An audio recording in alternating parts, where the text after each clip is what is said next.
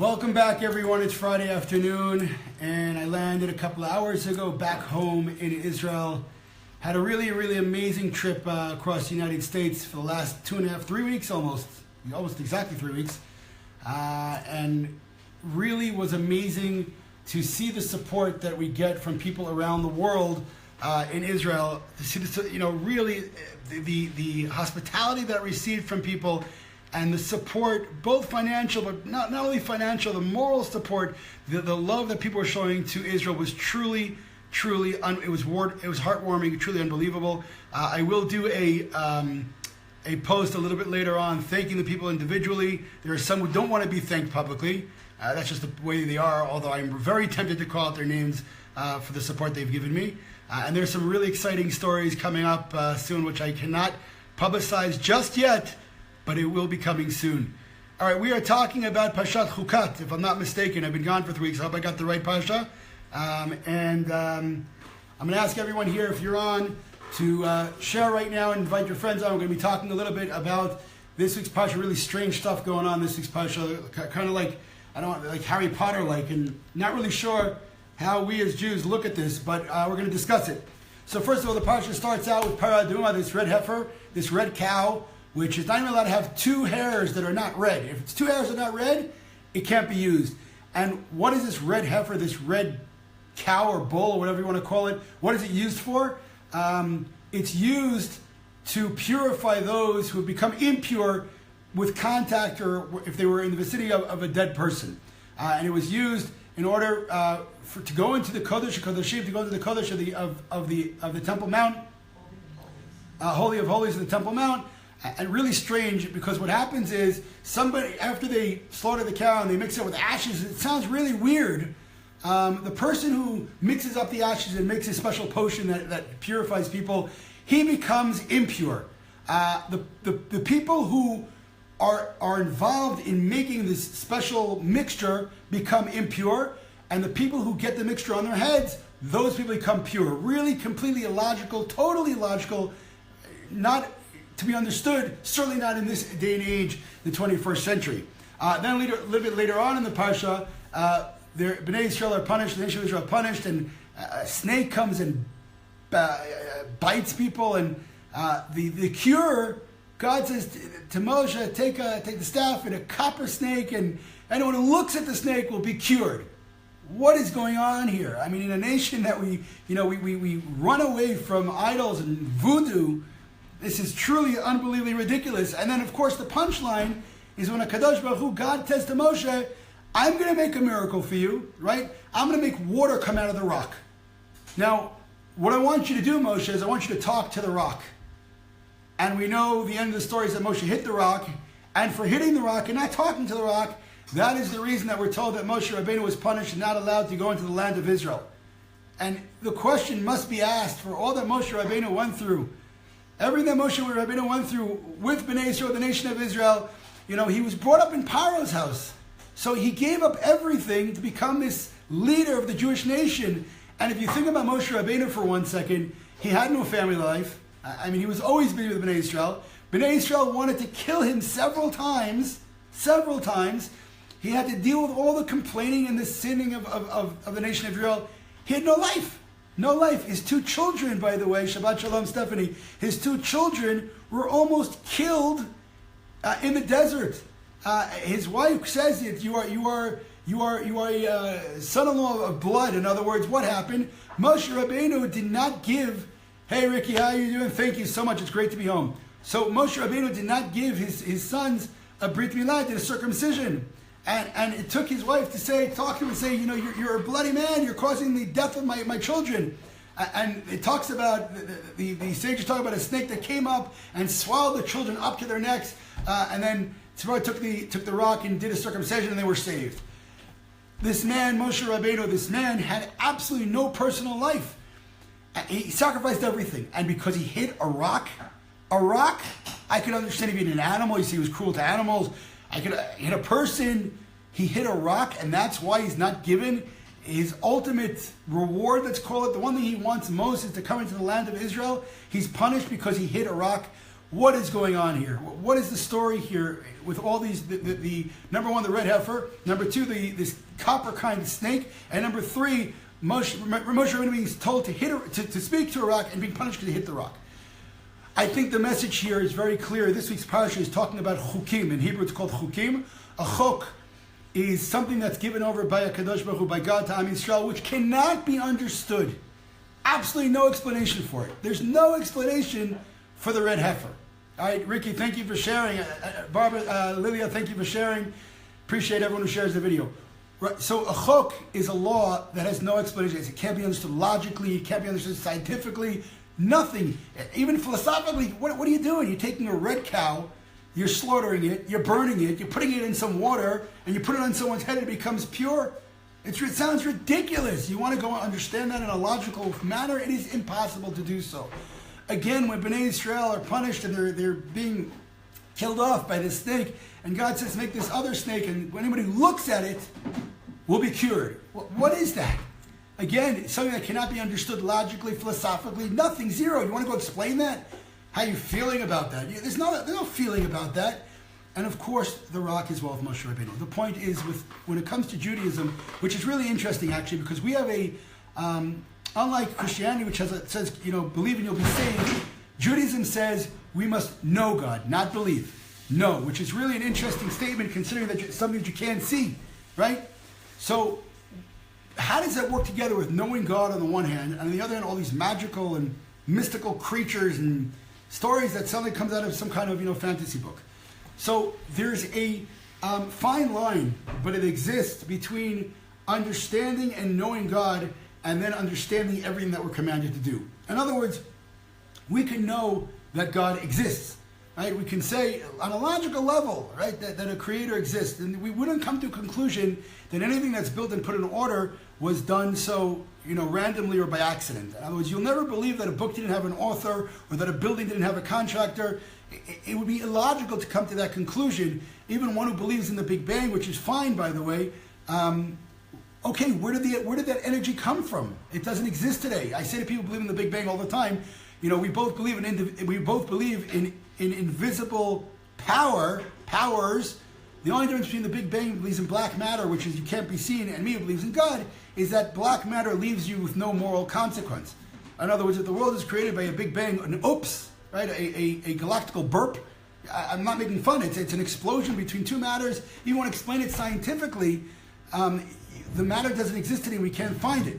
So they believe in invisible matter. I believe in an invisible creator. And the only difference between us is my creator, my ideology leaves me with some moral consequence. That's the only difference between the Big Bang and God, because both of them are invisible. But the point is that fine line between understanding that a creator exists and then understanding the ways of the creator, the ways of God, is a fine line, but it does exist. We cannot understand that. Why do we keep kosher? Why can't I eat a cheeseburger? What's the problem? Again, it makes no logical sense. Okay, I can eat as much fat on a hamburger as I want, or a steak, and you know how much I like to get fat on steak. So I can eat as much as I want. It's not about health, right? Why is a pig not kosher? Why is these animals? Why are these things not kosher? So Uriah, you gave an answer. The reason why you used the symbol of the snake was you have to believe the one you sent to Moses to believe in him. God sent to be saved a person like Abraham. I don't understand so much what you're saying. Let me see if I can read the rest of your comment, and then I'm going to go on. Okay, now I can't read. All right. So the point is that there are certain things which our feelings must be put aside. In other words, Judaism has laws. When someone's life is in danger, everything is canceled. Shabbat, you don't keep Shabbat when someone's life is in danger. Someone says, I'll kill you if either eat a cheeseburger, I'll kill you, eat a cheeseburger. And you make a bracha on it. Right? So there are certain boundaries of Judaism when you can cancel out certain things when you're in certain situations. But otherwise, we're not making sense out of the commandments of the Torah, of what we were commanded by God, in order to understand and therefore cancel when we say it doesn't make sense anymore. Right? You can't do that. It's not on our opinions. Judaism, the Jewish laws are not on our opinion what I think is right or wrong, but what is dictated to do for us. Now, here's the thing which really, is important to understand. In other words, Judaism does conform and adapt to modernity. In other words, there wasn't no electricity back in the days of the Bible, obviously. So we have to put Jewish law onto electricity. How do we relate to that on Shabbat, for example? Right? There are things that we have to relate to. The Shabbos clock, right? We have the timers in our house. Is it allowed? Is it not allowed? The basis of those decisions are based on the halacha, on the law that we already have. We're not changing the halacha. We're trying to adapt the halacha that exists and put it on modernity. But we will never change halacha in order to be comfortable with modernity. What does that mean? We will never say, okay, well, pig is now kosher because we discovered that once you cook it, it becomes the cleanest animal. It's totally irrelevant. We're not talking about dirty. We're not talking about anything else. And when it comes to oral and written law of the Torah, we cannot understand anything in the Torah without an oral tradition. What does that mean? For example, okay, we have on Sukkot, we build a sukkah. What does a sukkah look like? We have a mezuzah on the door. What's in the mezuzah? We have tefillin. How do you know it's square? How do you know it's black? Now, anyone who knows anybody Jewish, hi, nice to meet you, we know with every two Jews there are three opinions. And we know that the Jews argue and they're never going to agree with each other. So if these oral traditions were fake and made up, do you think that a Jew from Yemen and a Jew from America, if they met for the first time and they had the exact same tefillin boxes on their head, the exact same colors, right, black, and that shin on the side, okay, well, either it's coincidence or miraculously some Jews got along and decided, yeah, we're going to agree on something, which never happens. So there's obviously a tradition that came from before when people got involved. Again, Yemenite Jews and American Jews never met before the 20th century, ever. And when they come together in the land of Israel, we're reading the same Torah scrolls, the same ones, which are written by hand. There's no email, there's nothing. Obviously, the oral code existed way before the 20th century. Now, if you want to change that, and this is very important to understand, you want to change the laws according to what your opinions are, according to your comfort zone, that's fine. Do whatever you like. But you can't do it in the name of Judaism. You can do it in the name of liberalism. You can do it in the name of equality, whatever you want to call it, but you can't do it in the name of Judaism. Now, this doesn't mean, by the way, that I'm going to hate someone or make fun of them or I don't know what. No, this is not a personal feeling.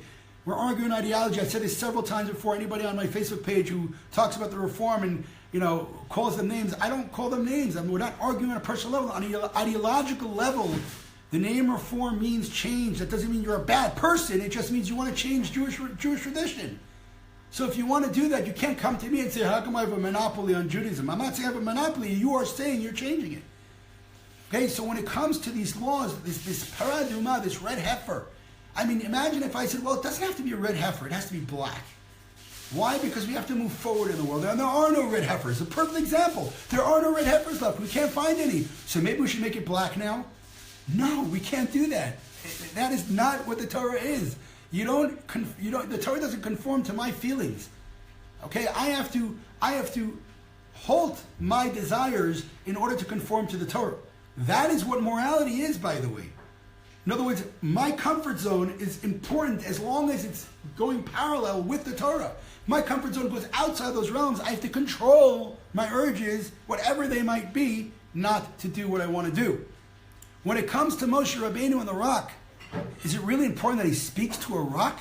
And is it such a grave sin that he hit the rock instead of speaking to the rock? So I want to read you from the Pesukim themselves what happened. So Kadosh Baruch Hu says, speak to the rock and bring water out. And Moshe Rabbeinu hit the rock. Now listen to the sentence, the Pesukim that Kadosh Baruch Hu said to Moshe Rabbeinu why he was punished. God says to Moshe and Aaron, also to Aaron, Yan lo ha'emantim bi lakdisheni, because you did not believe in me to sanctify my name, le'nei b'nei Yisrael, in front of the eyes of b'nei Yisrael, in front of b'nei Yisrael, lachen, therefore, lo taviu et ha'kahal hazeh la'aretz asher natati lehem, therefore you will not be the ones to bring this nation into the land of Israel. Hema mei miriva sheravu b'nei Yisrael Adonai ve'kadesh bam. Really strange pasuk it says here. It says this is the water of argument, of fighting that Bnei Yisrael fought over, saying we don't have water, and they fought against Hashem. Ve'kadesh bam. And they said that by this water they're sanctified. What does that mean? You just said this water was water that was being fought over. It's the opposite of sanctity. Peace by Judaism is one of the ultimate levels of Kadosh Baruch Hu. It's one of the names of God. So why here it says these waters that were fought over, and then it says these are the waters you're sanctified by? So the point is, why is talking to a rock sanctifying God's name? The talking is not sanctifying God's name. The pointing out that nature is a Kadosh Baruch Hu, nature is God. Nothing is natural. Nothing is, it's coming to us. Nothing. And therefore, if Moshe Rabbeinu would have spoken to the rock, and the rock then would have given out water, that is what we call a supernatural miracle, right? In other words, a Kadosh Baruch Hu doesn't want Bnei Yisrael to see the nature and say, it's just coming to us. He wanted them to see its supernatural miracle. And Moshe Rabbeinu hitting the cracking the rock, whatever he did, it takes it down a level. Does it still seem supernatural? Maybe yes or no. But the point is, Kadosh Baruch Hu wanted him to sanctify Kadosh Baruch Hu's name, God's name, to show complete and total supernatural miracles. And all these things we see in this week's Parshat don't make any sense. A red heifer, the copper snake that cures people, and this hitting and speaking to the rock. And the point is exactly that. We should never look at nature and say, it's coming to us. Rain, that's just coming to us. No. Everything is a Kadosh Baruch Hu, everything is God, and everything should be looked at as super things. Thank God. You wake up in the morning, thank God I'm breathing. That is the message of this Parsha, and it's not based on our opinions and what we feel at any point in time in history. Rather, we always have to rely on Kadosh Baruch Hu. At the same time, by the way, we don't believe that we should live in a cave or don't do anything in this world and hopefully God will take care of us. No, that's not the way it works. Famous story, I think I've said it before here. Guy is drowning in the sea and he's praying, God, please, please save me. And the Coast Guard comes by and says, Hong says, would you want it? He goes, no, go away, I'm waiting for God. Right, I've told this story before. And then a full ship comes by, one of these, and they say, hey, man overboard, you need help, get on the ship. He says, no, I'm waiting for God. And then a fisherman's boat, he goes, no, I'm waiting for God, and the guy drowns. And then goes upstairs, and God says to him, he said to God, I don't understand, God, I was praying to you. I was crying. Why did you save me? And God says, I sent you the Coast Guard. I sent you a ship. I sent you the fisherman's boat. Why did you get in?